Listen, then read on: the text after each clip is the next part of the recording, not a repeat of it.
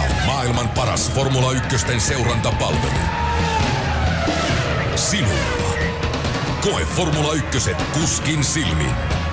Katsomon F1-palvelu tarjoaa. Se vad som sker där du är.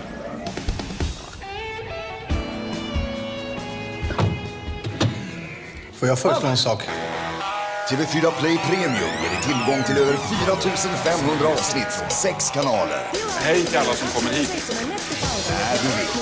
Och vad säger du om det? I don't know what you're talking about.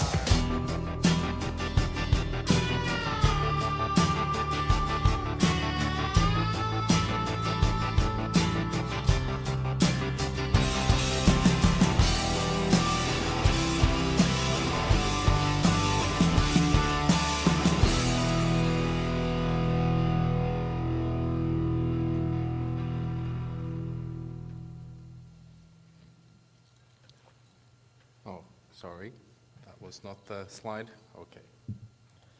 Welcome. Welcome to this panel here today with the title Over the Top Video in Pioneer Land. We're so lucky to have with us today some of the guys that really pioneered over the top video in Scandinavia. So let me introduce to you Sami Kanninen from MTV3 in Finland, Tommy Jarnemark from the TV4 in Sweden, Christian Bruare, TV2 Norway. And we're also lucky to have Are here from Thomson Video Networks, who's going to talk a bit and relate this to Europe as a whole. So first of all, let me start by asking you, Sami, if you could just present your company in a brief and talk shortly about your over-the-top offerings. Sure. Hi everyone, I'm Sami Kanninen from MTV3 in Finland. It's the largest commercial broadcaster in Finland, and I manage a service where we offer content from 6 TV channels. 3 of those are free TV channels, so basically we offer catch-up TV, which is ad-funded, and then the rest of the channels are pay TV channels, and there our offering is mostly live sports, other live events like Big Brother. So it's those are consumer paid products, and in addition we have a lot of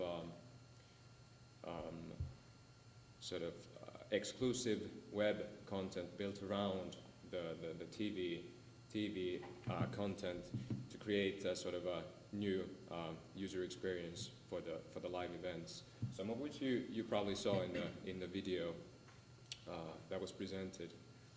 And in terms of platforms, we operate on web TV. We have the service on 2 IPTV set-top boxes, and then iOS devices are coming now in about 2 weeks or so. And just to say a few words about the size of the service we operate, we have about 400,000 users per week on the site, and that creates annually about 100 million video requests. So that's sort of an overview of the service I manage and operate. Yes, hello everyone. I'm Tommy Jarnemark. I'm representing the TV4 Group, which is the largest broadcasting company in the Scandinavian territory.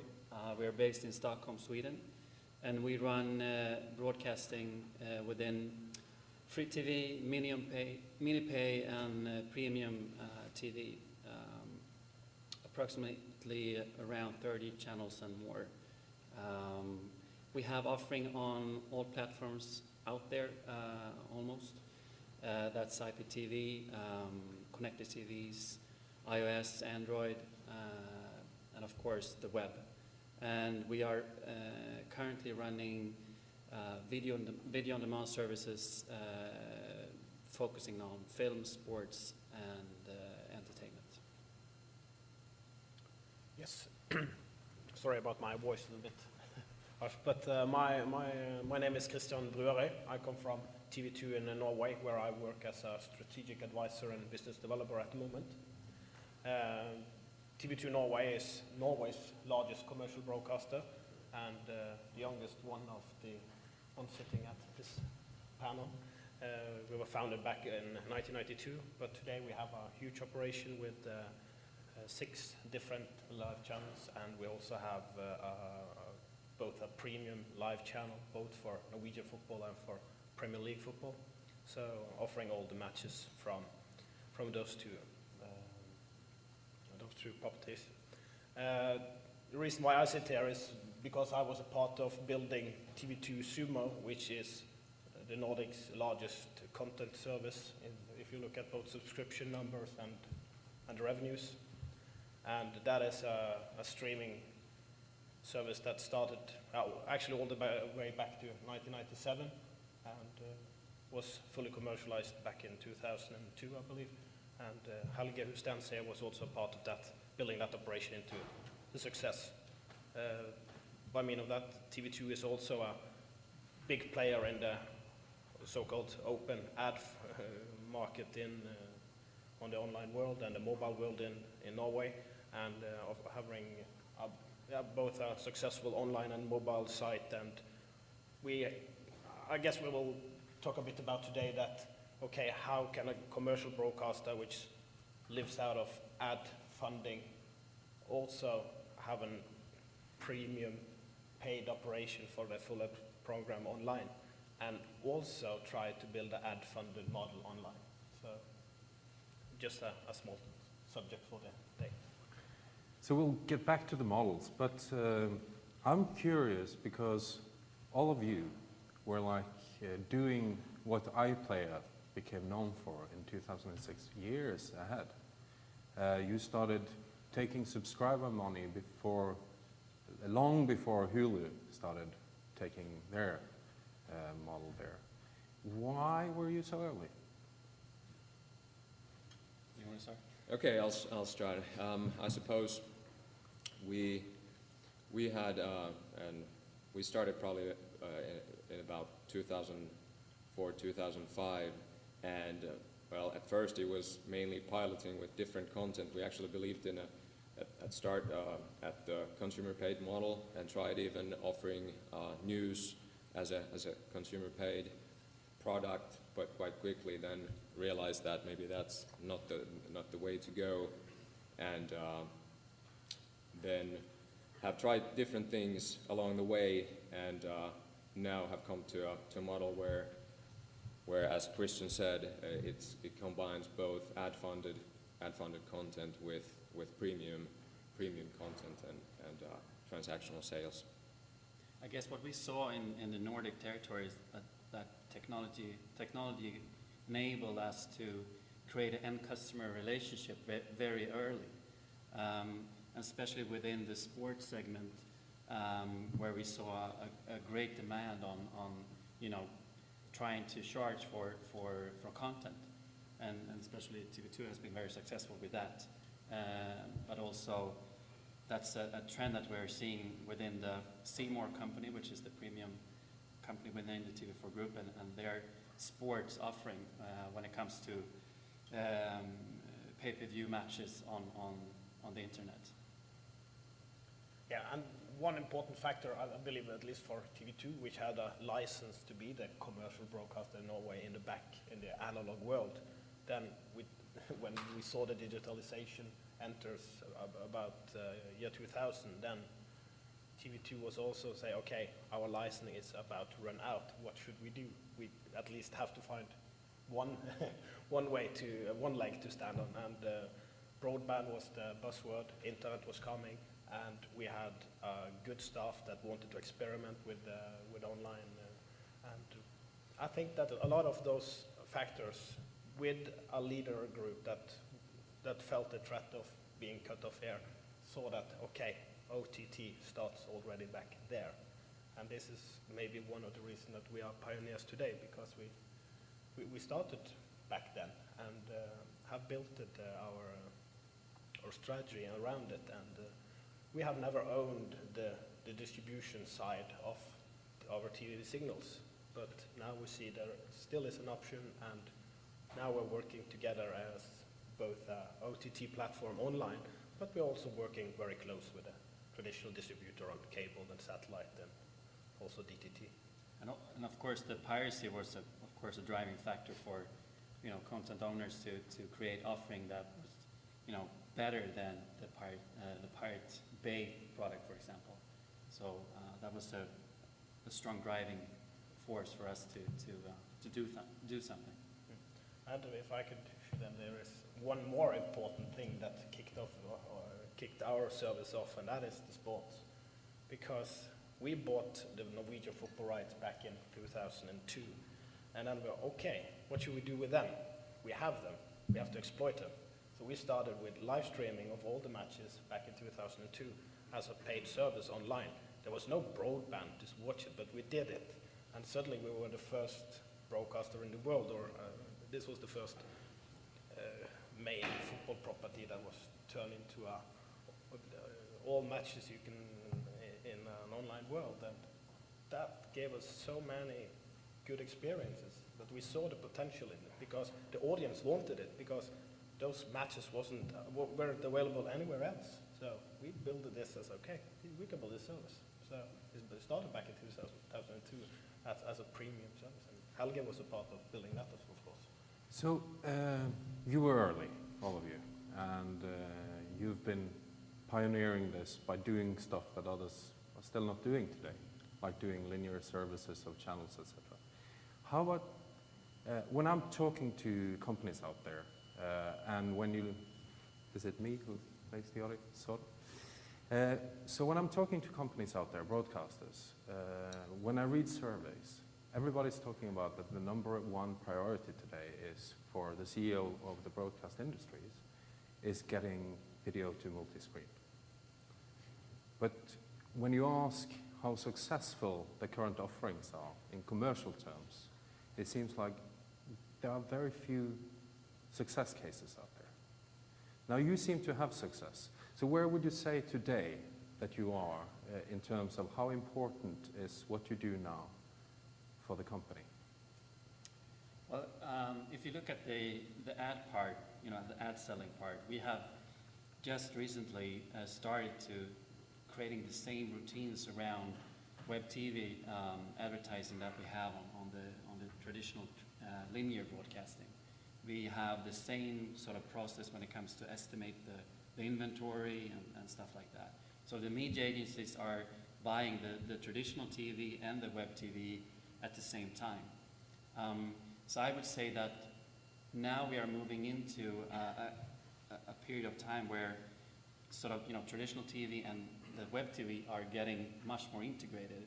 And I guess moving on, that's what we think is the strongest and the most important thing for the TV industry is to combine all these platforms, creating one single universe for advertising, because we can't see them as isolated islands trying to maximize their own revenues on their separate platforms. We have to create a single universe where we can say to Coca-Cola, for example, this is sort of the 24-hour where you will have your target group on these platforms, advertising around strong content. And I think that's where we stand right now, is trying to combine those. I'd like to continue on that we also like to make a distinction between our web TV service and online video services in a way that try to create a brand of the web TV service, which is high quality in different aspects, has of course high quality long-form content, has an experience that's more TV-like in a way that, for example, in our service you can choose your favorite programs. Those get put into your sort of a personal playlist automatically, and you can watch them in a more sort of a lean back experience like it is on TV, and not constantly click on video clips, other things. So and in terms of advertising, try, as Tommy said, have similar processes or the same processes as buying for the TV ads, also for web TV, which means that the same ad material can also be used for the web. So it's overall we try to create sort of a TV-like experience, but then combine that with sort of a new, engaging, exclusive content and services on the web. How about you, Christian? How important has it become for TV2? To be in a multi-platform world, it seems like the importance of it is that the TV, the traditional linear TV, is one of the buzzwords on this conference has been content discovery. How should you use the second screen for content discovery?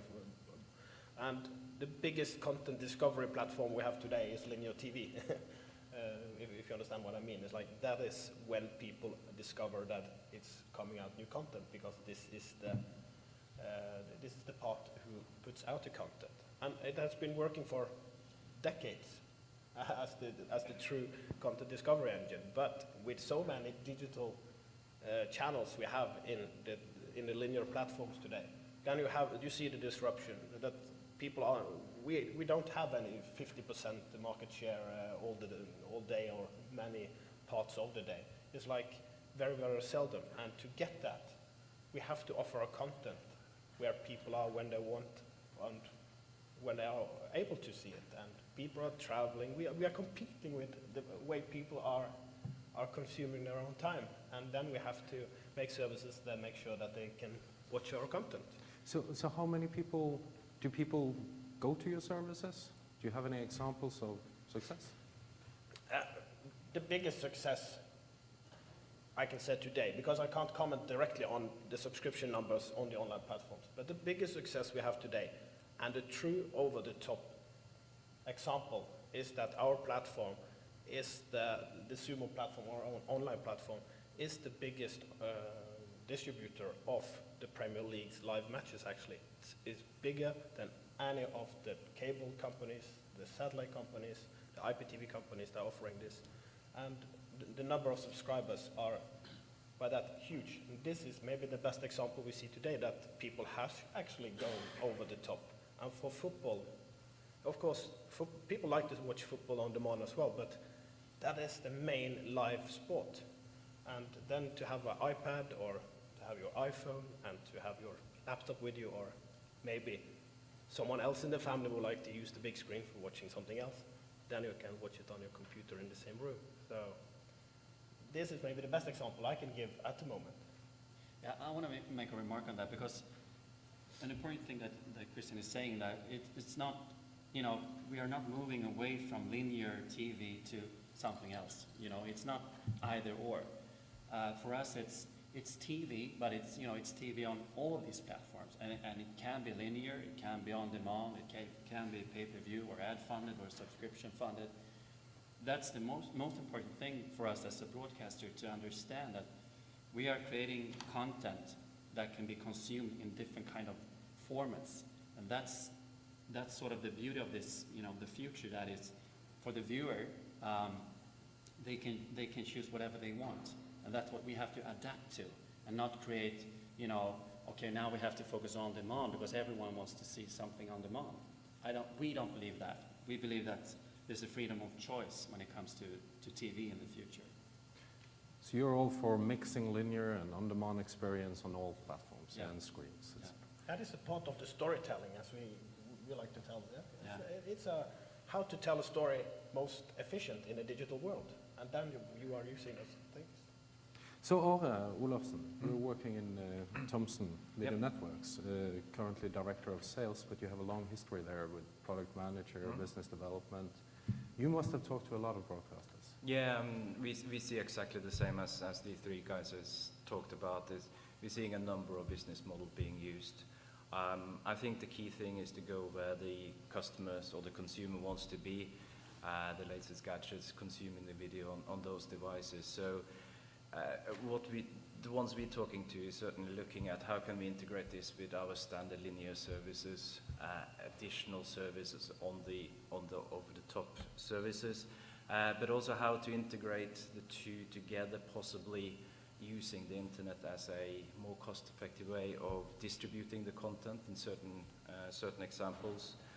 Others are looking at expanding the services, so offering all the football games, all the Premier League games to the consumers, etc., etc. So yeah, there's a wide range of business models, but I think what these three have said is very much reflecting what our experience is as well. I know that you're also working with the service providers, or let's say the TV distributors, and enabling them to go, let's say, over the top, or doing multi-screen delivery.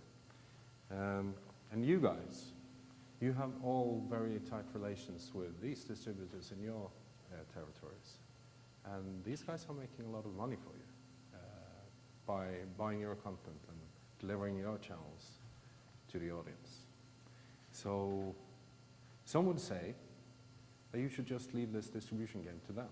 So why, because of this new technology, are you changing so that you now also are going direct? You want to start? Okay, if I start, I think the main reason is the ownership of the customer relationship and on a long term that we want to secure. But like Helge said, we're cooperating with the telcos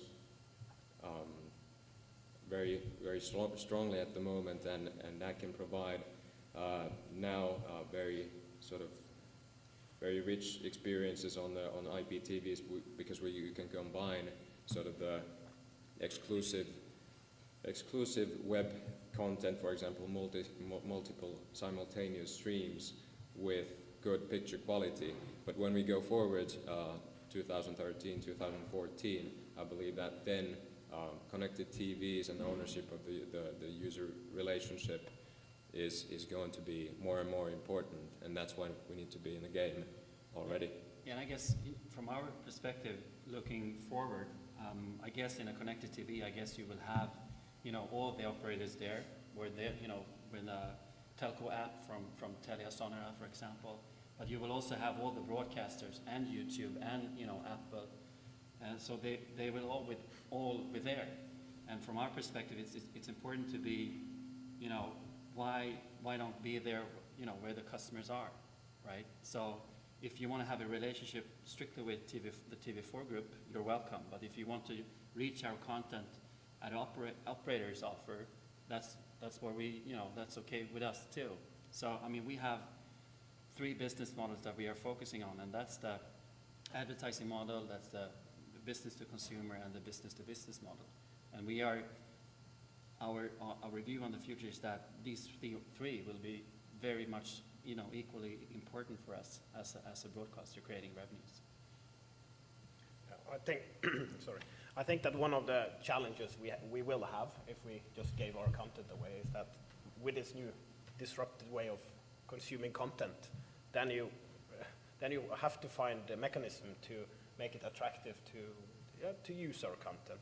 And to do that, we make second screens experiences. We make, for instance, we have a popular chat going on football matches. We have play-along formats. And if we can't decide when these play-alongs, the interactivity of the content, if that isn't perfectly fitted into the way we build the next generation TV formats, then if we gave all our, how should I say it, the TVs getting more personal, then we need some info about the users back.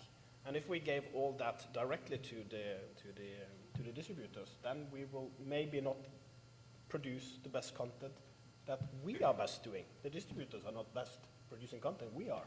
And now this two-way experience is important for us to be in.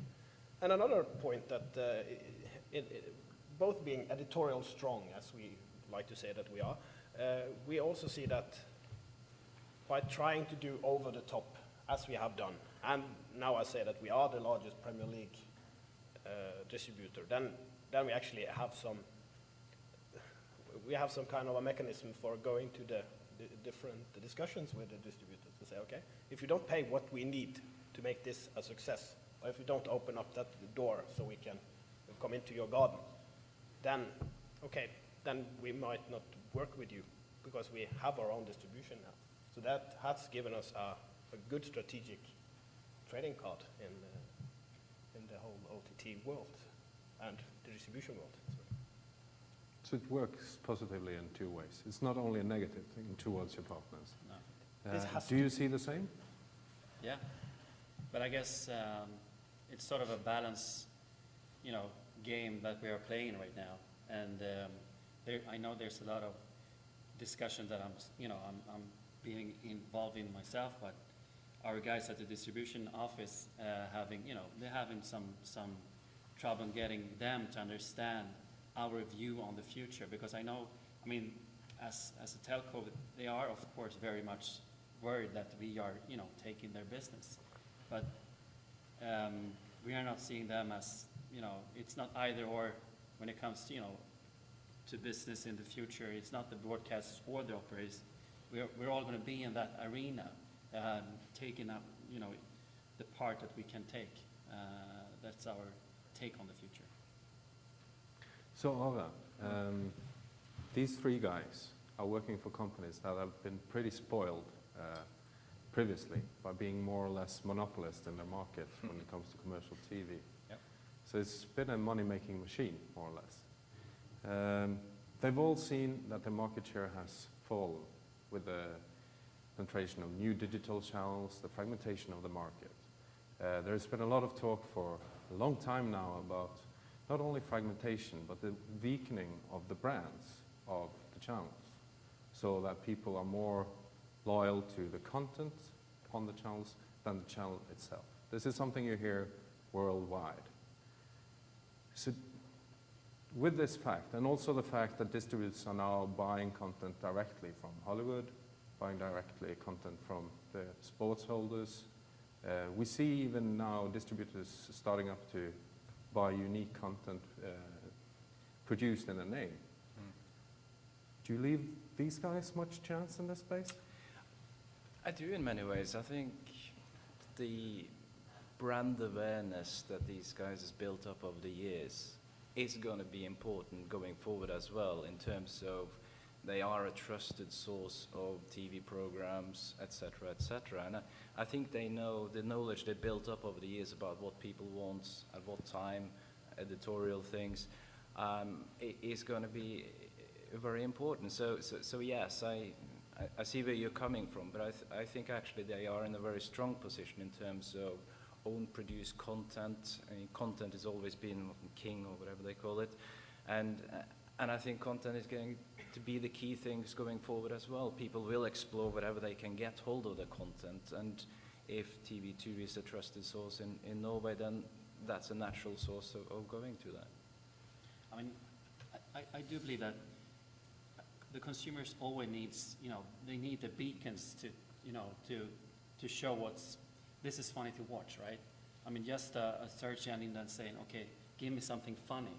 That's very hard to consume entertainment and sports and so forth. But will the channels be the beacons in the future?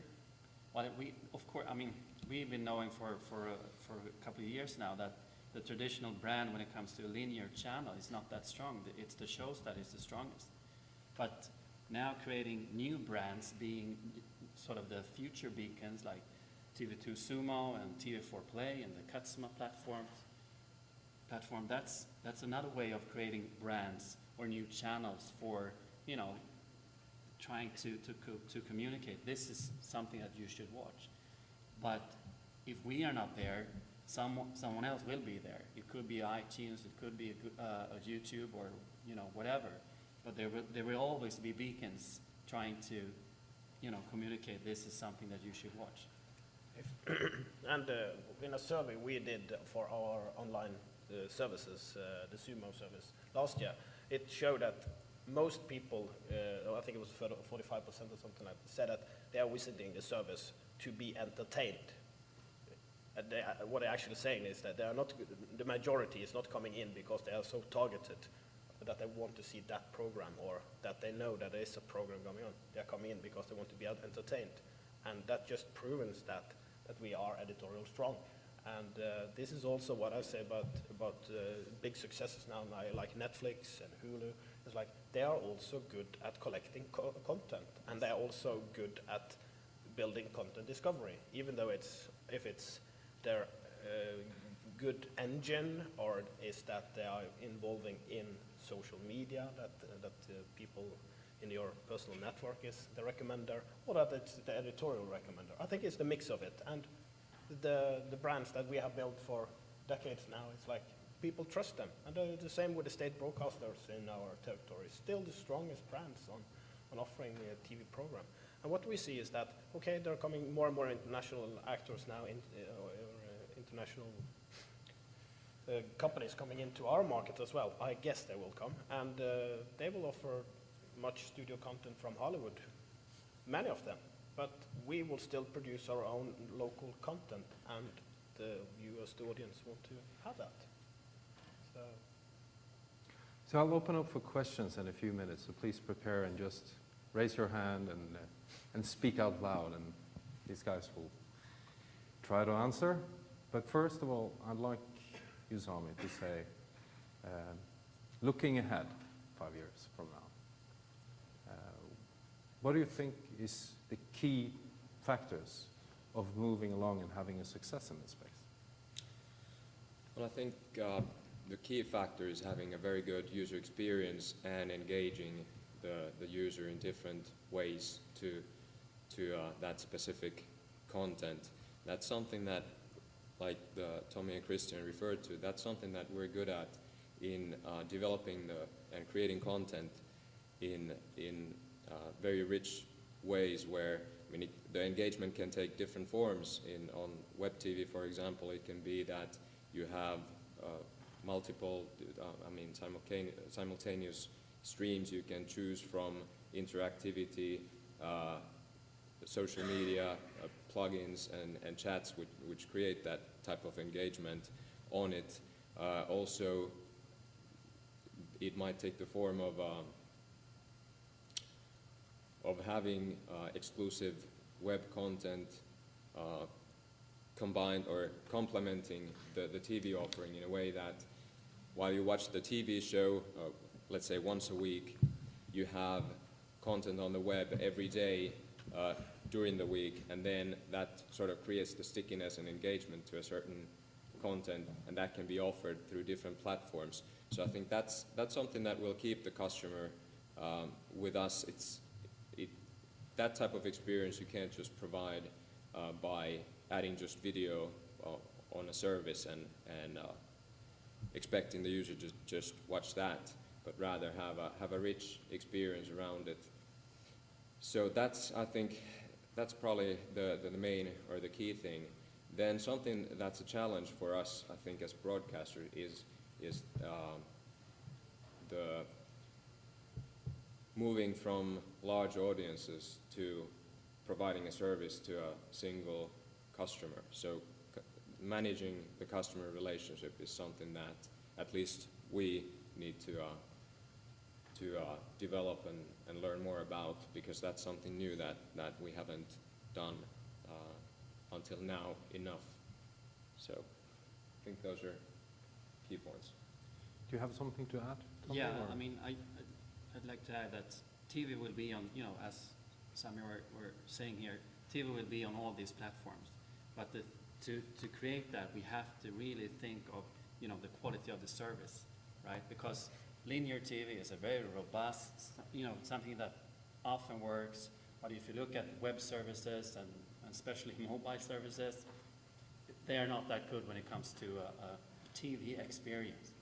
And that's something that will sort of put a pressure on companies like yourself, the VMAN companies and so forth, that we can have a robust platform and a robust experience, despite which kind of TV platforms I will use for my consumption. I think when that happens, you will also see a tremendous increase both in the consumption, but also when it comes to business. I would like to add that we who are sitting here, and also we are ahead of the rest of the world very often. And just an example now, we did our first 3D football match, and we still seek what will happen during the World Cup in Brazil in 2014. And then they said, no, we're not sure yet if we should put the 3D production costs on all the broadcasters, because even in 2014 there will be a lot of standard definition channels around the world, And we have done the standard definition, high definition, now looking at 3D, we are over the top. We're quite ahead in our markets. And I think we will be ahead, but even in 5 years, I think we will have linear channels, that's for sure. And I think the linear channels will be strong, and we will work for them to be strong, because that is our main fit. And our main fit to stand on in the income is to be ad-driven at the moment. So we need to find a balance between being ad-driven and premium services, and we still has to be one of the strongest channels. And we have to work with the distributors, and we have to work with the device manufacturers to be, so we're not building our each garden and sits there and not having fun at all, and not inviting anyone in. So I think that, and my last word is that accessibility, that is my key word to how we should. Tommy talked about quality of service here, and I know you've been telling me that you're working on one thing that's really important, which is getting the bandwidth down, the consumption down online. So yeah, I mean, I think what enabled over-the-top TV a few years back was that the broadband speed and the bitrate needed for video delivery was, merging together, so that enabled video to be delivered to the homes. I still see a lot of the customer we're talking to still want to try to make this work. Some of them all the 3 here is deployed, but there are many yet to deploy. I think once we get that to work, then we can start looking forward about new services. 3D is an interesting one. How do you promote 3D to become a mainstream technology? And we also see that maybe ultra-high definition TV, those kind of things are also the next step. And we're working on next generation video compression that can drive the bitrate down even further on video to enable those kind of things to be delivered to the home. So yeah, I think over the top will be used for these kind of experimental things until they become mainstream and can be challenged into the terrestrial network. So yeah. Sure. So any questions from the audience? I'm sorry, I don't think we have a mic, but if you... I wonder when you said you were going to promote local content, how deep this local is? How far into the local communities, into regions, towns, cities, and so on, do you think your organization is willing to go? Or who would be an alternative organization doing this highly localized? Yeah, if you look at me, it's like, I can answer. I think Tommy is better to answer, but TV2 is only national. But when I made, I mean, the TV4 group, we have around 25 local stations covering the Swedish territory. So looking at really local produced news content, for example, we're doing that, and I think that's also a very strong ad market. So that, I guess, that kind of production will increase. But looking at local productions as a Swedish production compared to a Hollywood series, that is something that is very popular, but it's also very expensive. I mean, we have, and I know you guys also have it, I mean, Big Brother, for example, and we have the Pop Idol and Strictly Come Dancing. That is very expensive for us, but that is also very high consumed formats compared to, Modern Family or any Hollywood content they're out there. And that is something that creates a competitive advantage compared to a Netflix, for example. Also, if I can add, if you look at the numbers, I think about 80% of our viewing comes from national content, and the Hollywood content is only about, or a very small minority of the total viewing that takes place. Maybe if I could just add a question. Do you think all these local channels will be available on a common platform, common GUI access to all the viewers on a nationwide basis? Yes, I do, and we are currently running our local short news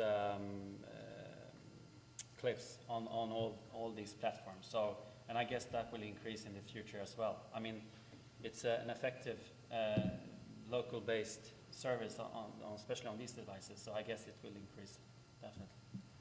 Ironically also, the introduction of high definition for certain countries has made it more difficult to get local produced content because of the transmission cost often has gone up. So over-the-top TV could be a very good platform going forward to reintroduce that. Maybe second question, do you see in Scandinavia already any role of the national regulator concerning the rules of the over-the-top program? Regulations concerning The amount of advertisements and so on. Well, right now, I mean, we have EU, European, not for us, not a clear sort of law when it comes to advertising, but there are some guidelines, and we are following that guideline. But there's not, they don't talk about the amount of commercials. But I guess we are going to be much more TV-like on these new platforms. So I guess in the future you will have some regulations trying to restrict that as well. And in Norway, we have this, we are not a member of the European Union, but we have just decided that also online broadcasting should be seen as broadcasting. So it is not a technical thing between an OTT and a DTT or a satellite or a cable. Sir. Currently, linear TV or IPTV and over-the-top services on one TV are usually served through a set-top box in the legacy systems or in many parts of the world. How do you see the set-top boxes being? What's the future of set-top box and over-the-top systems? How do you navigate over-the-top and linear in the same way? We have had a beautiful work with one of the IPTV networks in Norway since 2005. Altibox sits there, and there we have made a really good work to find ways how you can easily go from the linear channel into the portals. And I think that the technology is there. It's just that we have to be better combining the people who are doing the linear schedule with the people who are doing the maybe portal and on-demand production, and see if there is way to make this more smooth. But I think the technology is there, so it's not a Remote control right now is still, the traditional remote control is single device that people access TV with. So what's your? I believe when I've seen several panels around this conference talking about the extended remote control, that you're using the smartphone or you're using the iPad, and that is, or a website in general, that is a good way to have this content discovery, so you can easily make this smoother. I feel that is one of the best solutions so far I've seen. But on the other hand, it's like, okay, can we make new remote controls that is more genius? Okay, not the remote control itself, but maybe the engine behind it. So it's you don't have to go through many clicks to find relevant content or services. Yep. Yeah, just noticing that iPlayer launching in Sweden with their content. Do you think your broadcasters there's going to be any opportunity in the future to almost go the other way, take your brand outside Norway, outside Sweden, outside Finland? I mean, I've just seen that there's quite a few Swedish films, Danish TV series actually becoming more than just cult successes, but gaining good commercial viewing figures outside the country of origin. Is it going to be too small to worry about, or do you see in the future any potential? Well, I mean, first of all, when we are doing, local productions on in the Swedish language, that sort of, narrows it down when it comes to, the potential of selling that kind of formats on Swedish, on other territories. That's, one issue for us. But I guess looking at the sort of the Scandinavian territory, I know there are discussions going on between, trying to sort of create one market in the Scandinavian territory, to maximize both revenues, but also create a stronger position against the international players. So I don't think that we might have our content being a huge business outside the Scandinavian territory, but I guess we will be much more under pressure from international players, like, for example, the iPlayer, since the British content is very strong especially in Sweden. So maybe you should all go Vikings again and make people talk Scandinavian. Yeah, exactly. But I mean, as a platform, that could be something else. I mean, white labeling the things that we are doing on these platforms and not selling content but selling the service, that could be something interesting to discuss. But it is something quite new, this. And because the Danish, The Killing, which has been a huge success internationally, I guess, and you see now a Norwegian film called Trolljägaren, the Troll Hunter, and you see Nordic local content that's coming is really welcomed into other territories. But I don't think it's enough, and I think it's very early on. But maybe in the future, it's very event-based, right? So it's not. I mean, the iPlayer is like that's a full service that can be bought, but we're doing a very strong event-based content. But is that enough to create a full service that can be built on subscription? I'm not today anyway. So Scandinavians are doing small attempts going Viking with troll movies. Yeah. Back over there.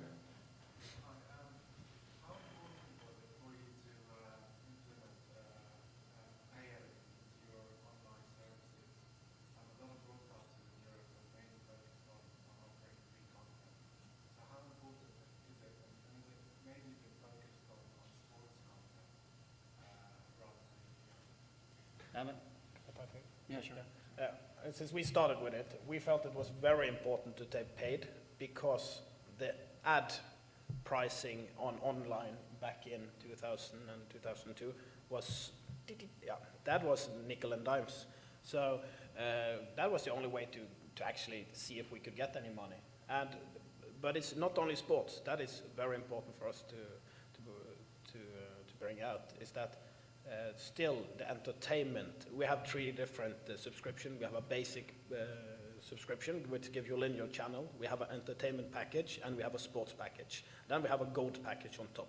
What we see now that more and more people are buying the gold package because they would like to have both more and more of the entertainment and sports, but still entertainment is the biggest package actually. And that entertainment is being delivered all year round. And since we have a lot of revenues coming from the operators, it's very important to create a paid service with the content that you are getting paid by the operators.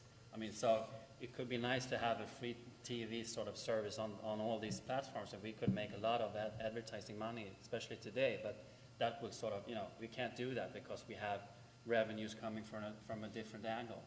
But it also makes, we strongly believe in the freemium model, where we have a strong catch-up service, sort of, trying to drive in the consumers into a pay TV model. And that is something that is very much interesting when it comes to creating a great revenue for the future. So those two combined, it's very important.